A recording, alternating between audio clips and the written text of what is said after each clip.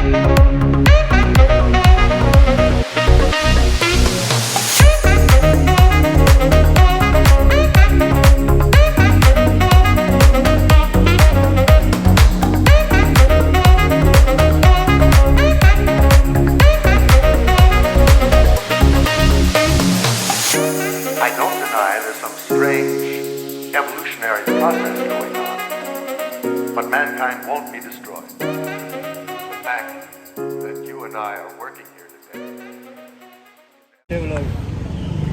और गाइस क्या हाल है? वही यहाँ तो चल रहा बुरा हाल। इस बंदे ने ऐसा दुखी कर दिया है ना हमें। कोई भी काम इनका टाइम पे नहीं होता, कोई भी काम। और मेरे घर वाले सोचते हैं कि सिर्फ मैं ही लेट लतीफ़ हूँ। मैंने क्या लेट करा दिया। मेरे घर वालों को पता नहीं है, उनका लड़का इतना काम करता है ना, इतना काम जिसकी हद नहीं है। आए थे कॉलेज में, पता नहीं क्या क्या कह रहे हैं, पहले स्टैंप मार के लाओ, ये मार के लाओ। स्टैंप तो हुई, अब स्टैंप लगी नहीं।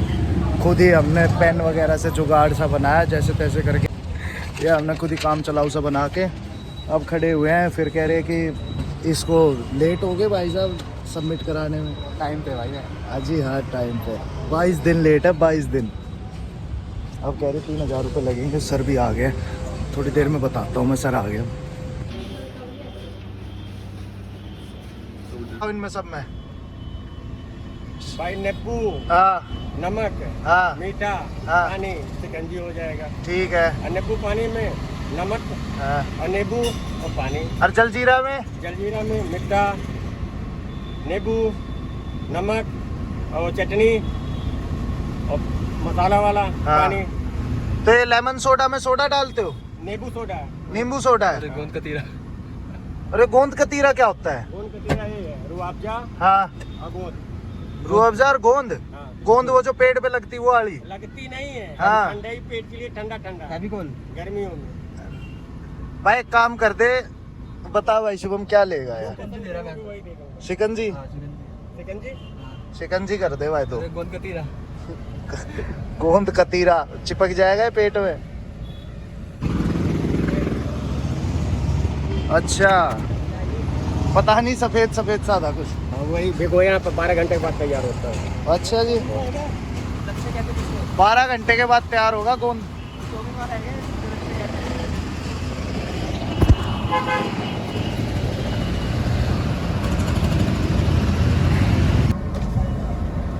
ले भाई ले 15 मिनट चाहिए होता है। ओहो हो। हाँ तो इसका 2000 बता दी विंटेज में। कैसा है? बढ़िया भाई।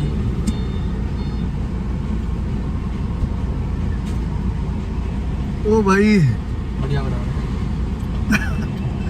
शांति से पड़गी कलेजे को एक घूट भाई। भाई इतनी गंदी गर्मी हो रही है ना, और अभी सर ने पकड़ लिया ना कि पूरी ये बन रहा कौन एथलेटिक मीट कौन का तेरा बन रहा है? अभी कह रहा रेफरशिप करनी है तेरे को पूरी एथलेटिक मीट में, जितने बच्चे सबकी रेफरशिप तूने करनी है। मल्ला भाई मर गया अब तो बिल्कुल ही। देख लो ये गोंद कतीरा, पहली बार नाम सुना हमने तो।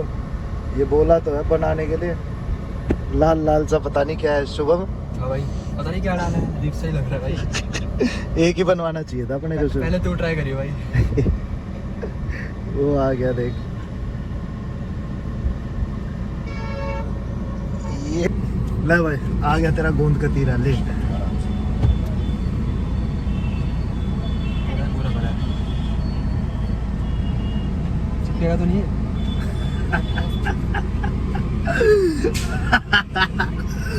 कह रहा चिपकेगा तो नहीं गोंद। भाई बढ़िया। कैसा है? बढ़िया है भाई। बढ़िया तो है।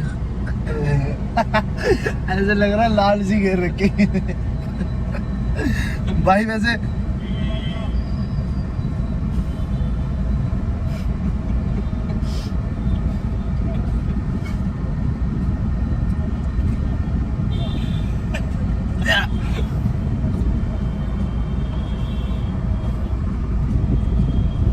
भाई क्या है ये? पहले बोला था। इसने शिकंजी का भी टेस्ट खराब कर दिया। अबे यार भाई शक्ल से तो इतना अच्छा लग रहा है ना। डिस्क्रिप्शन में लिंक डाल देंगे। जो दिख रहा है। खत्म तो करनी है, एक गुड़े पी जाते हैं। वैसे ठंडा तो है, कह रहा था ठंडक देगा। पेट तक तो पहुंचे। ठंडक तो दे रहा है। और गले में चिपक सा रहा है थोड़ा। वो तो हम कह रहे थे ना, वो यहाँ पे बूढ़े अंकल से खड़े थे तो हम कह रहे हैं अंकल इतनी धीरे धीरे क्यों पी रहे हैं। अब समझ में आई इसलिए पी रहे थे, लेकिन उसका तो लाल रंग का था, हमारा अजीब सा है। भाई उसका ग्लास दूसरा था ना, कांच वाला था। अबे तो कलर तो ऊपर से तो सेम ही लगेगा। ये देख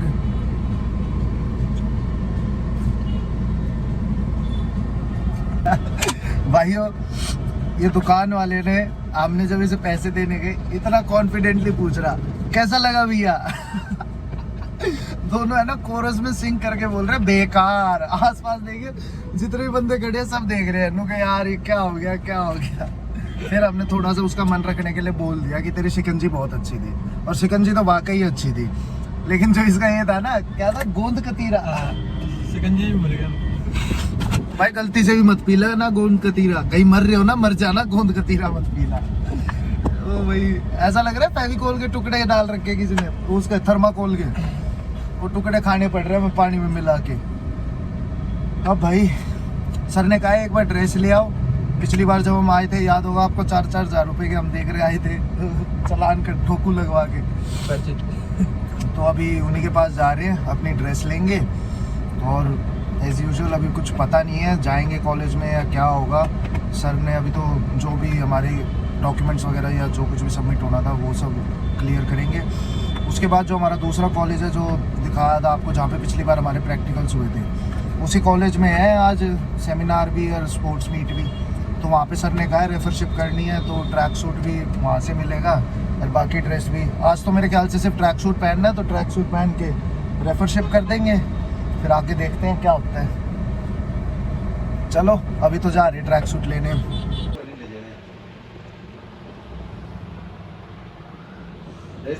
शुभम तैयारी कर ले, अगले साल तेरी भी ड्रेस आनी है ऐसे ही। चेंज कर दी ड्रेस। बोलो ना, बोलो सर बोलो। ये मैं याद रखूंगा जब भी मैं कहीं दिक्कत आएगी ना कहीं। ये हमारे सर जी हैं रोबिन स्पोर्ट्स वाले। ट्रैक सूट और ड्रेस बहुत जरूरी है, अनिवार्य है, नहीं तो चक्कर काटते रहोगे। तीनों के ले जो तीनों के ले लो। 425 26 नाम भी रख दिया। रोल नंबर भी याद हो गया हमारे। तुम आते तो नहीं, संभालना तो मुझे पड़ा है। बरसाती मैडम की तरह मेरी कहा। तो मैं आज आया था, मैंने उन्हें फोन करा, मैं चलो मैं तीनों ले आता हूँ। गाड़ी कहाँ? गाड़ी मेरी बाहर। ओ भाई, क्या हो गया? आज मत पूछो क्या हुआ क्या नहीं हुआ। इतना बुरा हाल हो गया ना जिसकी हद नहीं है। मेरे को एक तो ये बात नहीं समझ में आती कि लोगों को पता नहीं होता, और वो भी ऐसे लेवल पे जो कॉलेज में टीचर है, अच्छे लेवल पे है, और सारे डॉक्यूमेंट्स वगैरह जो सारे डॉक्यूमेंट संभाल रहा है उसी को नहीं पता कि कौन सी चीज़ कहाँ पे होती है। हमारे दिमाग ख़राब कर दिया। मैं पिछले साल से ये चीज़ फेस कर रहा हूँ, और हम जितने भी थे IGI के बच्चे, सबको एक दिक्कत आ रही है। दे ऑल आर सेइंग कि भाई तुम्हें DSO के साइन करवाने पड़ेंगे सर्टिफिकेट पे। अब मैं उन्हें कहाँ से बताऊँ कि दिल्ली में कोई भी DSO नहीं होता है, चाहिए DSO के साइन होने चाहिए। अरे जब दिल्ली में DSO ही नहीं है, मैं साइन कहाँ से करवा के लाऊँ? और रही बात, फिर कहते हैं कि छत्रस्थल स्टेडियम से साइन करवाओ क्योंकि वो हेड है सारे गेम्स का दिल्ली में। अब इन्हें ये बताओ कि कबड्डी की एक अलग फेडरेशन है, amateur kabaddi federation of India, जिसकी दिल्ली की अलग एसोसिएशन बनी हुई है, जिसके प्रेसिडेंट भी अलग है, सेक्रेटरी भी अलग है। तो हमारी जो अलग फेडरेशन है, छत्रस्थल स्टेडियम में अगर हम जाएंगे तो वो यही कहते हैं कि आपकी फेडरेशन अलग है, हम उसमें साइन नहीं कर सकते, हमें अथॉरिटी नहीं है। अगर हम अपनी एसोसिएशन के सेक्रेटरी सर से या प्रेसिडेंट सर से अटेस्ट करवा के लाते हैं तो ये यहाँ कह रहे हैं कि भाई हमसे चलेगा नहीं। अब इस चीज़ का मेरे को नहीं समझ में आ रहा है, ये दिक्कत कहाँ आ रही है, कैसे क्या हो रहा है। वहाँ पे DSO है नहीं, इन्हें DSO के साइन चाहिए। DSO नहीं है तो छत्रस्थल, इन्हें पता है कि दिल्ली का हेड है, लेकिन उसमें इनको ये नहीं पता कि दिल्ली में कबड्डी एसोसिएशन अलग बनी हुई है, वो ही सारी चीज़ें देखती है, वो एक अलग से अथॉरिटी है। इन्हें साइन चाहिए छत्रस्थल के या DSO के, जो कि वहाँ पे हो नहीं सकते। अब इन्होंने हमें क्या है, बार बार कहे जा रहे हैं तुम्हें दिमाग नहीं है, तुम्हें पता नहीं है। अब मैं इन्हें कैसे समझाऊँ? मैं सर तुम जहाँ बैठे हो तुम्हें खुद को नहीं पता कि कहाँ पे चीज़ें क्या होती हैं। ये चीज़ें हमें IGI में पहले सेमेस्टर में बता दी थी, कौन सी अथॉरिटी किस चीज़ की है और कौन सी एसोसिएशन किस चीज़ की है। ये अब तक बेचारे पता नहीं भाई मैं क्या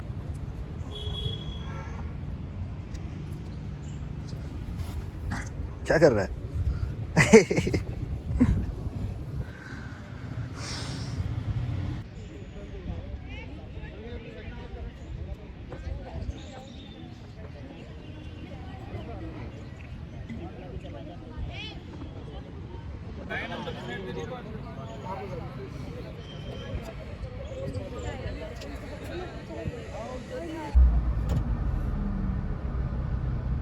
काफी तेज टक्कर लगी भाई। और अरे भैया हमारे ऊपर चढ़ा दो तुम। ये देखियो, ये हो रखा है हमारी टक्कर, पीछे से टक्कर मार दिया, ट्रॉली तेज मार। ट्रॉली के साथ ट्रैक्टर, पेड़ सब गया नाले में। भाई ट्रैक्टर था, पीछे ट्रॉली थी, और ट्रॉली में थे बहुत सारे पेड़। कर ले भाई आप।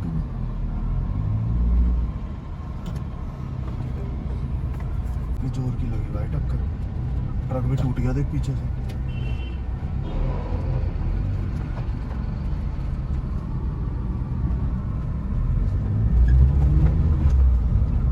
यार ये क्रॉसिंग है ना हमेशा से ही खतरनाक रही है। हम जब भी यहाँ थर्मल प्लांट में रुकते थे ना, यहाँ से आते थे, क्योंकि ये है हाईवे, और हाईवे से आते हैं ट्रक बहुत तेज तेज। और इधर से एक कट है ना, तो ये पूरी कॉलोनी है, और यहाँ से एक फैक्ट्री भी है जहाँ पे सारी लकड़ियाँ जाती हैं। तो ट्रैक्टर वगैरह निकलते हैं। अब तेरे को पता है ना, तो ट्रॉली पे पीछे लाइट्स वगैरह होती हैं, ना इनके ब्रेक लगते हैं। सारी ऑफिशियल्स की वो उसके पीछे कॉलेज का नाम लिखा होता है, सारी चीज़ें लिखी होती है। वो किट क्या थी हमें दी नहीं गई। तो सर ने कहा भाई अब फिजिकल एजुकेशन है तो आपको तो यूनिफॉर्म से रहना पड़ेगा, जो डिसिप्लिन है वो करना पड़ेगा। तो सर ने कहा कि भाई किट तेरे को नहीं मिली है तो तेरे को एक काम करना पड़ेगा। वो क्या है, तो ट्रैक सूट मिला है, ट्रैक सूट पहन के सारे जो शॉर्ट पुट के या एथलेटिक्स के थे, 800 मीटर्स थी, 100 मीटर्स थी, 10 किलोमीटर्स थी, वो सारी रेसेस वगैरह ऑफिशियल बने थे, हम उसके वो सब करवाई हमने। तो भाई वो ट्रैक सूट पहन के लिटरली गर्मी में खड़ा होना, मेरे को पता मैं कैसे खड़ा था, मैं पूरा भीग चुका था अंदर से। अंदर यही सैंडो थी, वहाँ से कॉलेज से निकले हैं, सर ने कहा साइन कर लो, अटेंडेंस लगवा लो, वो सारी चीज़ें करके, सारी फॉर्मेलिटीज़ पूरी करके अब निकले हम। तो अब जाके मैं इस सैंडो में आऊँ ताकि थोड़ा रिलैक्स फील करूँ। और शुभम तो बता भाई कैसा रहा आज का एक्सपीरियंस? भाई काम तो होगा अब कल ही होगा। काम कल होगा, लेकिन इसका क्या था, सर्टिफिकेट था और माइग्रेशन था। माइग्रेशन क्या हुआ, कोविड की वजह से वो ऑनलाइन माइग्रेशन दे रहे हैं, तो कॉलेज वाले कह रहे हैं कि ऑनलाइन माइग्रेशन है, ये हम कंसिडर नहीं करेंगे, जबकि बकायदा नीचे लिखी हुई है फॉर ऑफिशियल पर्पस, नीचे उसमें माइग्रेशन में लिखा हुआ है फॉर ऑफिशियल पर्पस, फिर भी वो कॉलेज वाले उसे कंसिडर नहीं कर रहे। तो हमने उसका एक एफिडेविट बनवाया और बाकी चीज़ करी, प्रिंसिपल से साइन करवाए, सब कुछ करवाया। तो क्या हुआ, जब तक हमने प्रिंसिपल से साइन करवाया उसमें होगी विंडो बंद, जो विंडोज़ वगैरह होती है जहाँ पे वो सबमिट होते हैं वो बंद होगी। तो सर कह रहे हैं भाई कल दे के जाना पड़ेगा। फिर कॉलेज में हमने एक हमारा प्रिय भाई था हरिओम, जिसके पास हम हमेशा रुकते थे थर्मल प्लांट में, हरिओम को हमने वो सारे डॉक्यूमेंट दिए कि ब्रो ये सब सबमिट करवाने हैं तेरे को, क्योंकि वो वहीं पर ही रहता है यार, वो मतलब कॉलेज में सबको जानता ही है। तो हमने कहा कि तू बोलेगा तो थोड़ा फ़र्क पड़ेगा। अब यू नो ना, ये इंडिया है, यहाँ फ़र्क नहीं पड़ता कि डॉक्यूमेंट सबमिट कौन करा रहा है, यहाँ फ़र्क इससे पड़ता है कि हाँ डॉक्यूमेंट आ गए, ये बंदा वैलिड है। अब वो कल जाएगा, सारे डॉक्यूमेंट्स वगैरह हमारे सबमिट करवा देगा, फिर कल जाना है, बस एक सेमिनार लेना है, उसके बाद हम दिल्ली निकल जाएंगे। अब मेरे को ये दिक्कत हो रही है, डैडी का फ़ोन आया था, पापा ने कहा था कि भाई तेरे को कहीं भी नहीं जाना, कॉलेज के बाद डायरेक्ट दिल्ली आना है। अब यहीं पर रहते हैं हमारे एक सीनियर, सहारनपुर से थोड़ी 20 किलोमीटर आगे एक गाँव है, वहाँ पे वो रहते हैं। तो उनका कॉल आया मेरे पे, मैंने स्टोरी वगैरह डाली थी इंस्टा पे, तो इंस्टा पे उनने देखा तो उनका कॉल आया, तो उन्होंने कहा सचिन तू आ रखा है और अगर तू बिना मिले गया हमसे ये अच्छा नहीं होगा, क्योंकि पहले भी हम कई बार, तो उनने कहा तेरे को मेरे पास आना ही पड़ेगा। तो अब क्या है, अब हम उनके पास जा रहे हैं, उनसे मिलेंगे भाई से, शायद से क्या पता रात में वहीं स्टे करेंगे, नहीं तो हमें होटल लेना पड़ेगा। मेरे को नहीं लगता वो होटल लेने देंगे, वो कहेंगे कि भाई वहीं पर ही है, रुके हैं, वहीं स्टे करके और सुबह फिर देखेंगे या तो कॉलेज आएंगे, क्योंकि उनके जहाँ पे वो रहते हैं वहाँ से मसूरी है सिर्फ और सिर्फ 1.5 घंटे दूर जाते हैं। सबको पता मसूरी में सबसे फेमस है कैंपटी फॉल, उसके अलावा बंदे कहीं नहीं जाते। और भी बहुत सारी चीज़ें हैं, जैसे वेलकम पार्क है, जॉर्ज एवरेस्ट है। जॉर्ज एवरेस्ट टाउन सबसे बेस्ट प्लेस है, जॉर्ज एवरेस्ट मसूरी के अंदर, लेकिन किसी ने भी आज तक वहाँ पे कोई भी बंदा नहीं जाता जो भी टूरिस्ट है। मसूरी से सिर्फ और सिर्फ 3 किलोमीटर दूर है वो, लेकिन किसी को भी जॉर्ज एवरेस्ट के बारे में नहीं पता। तो यही सारी चीज़ें होती है, हम जाते हैं सीधा होटल में स्टे करते हैं, व्यू देखते हैं, आ जाते हैं। बट जो एक एडवेंचरस होता है ना चीज़, हम नहीं करते, क्योंकि जॉर्ज एवरेस्ट में क्या है, हमारी 3 किलोमीटर की हाइकिंग है, ट्रैकिंग है।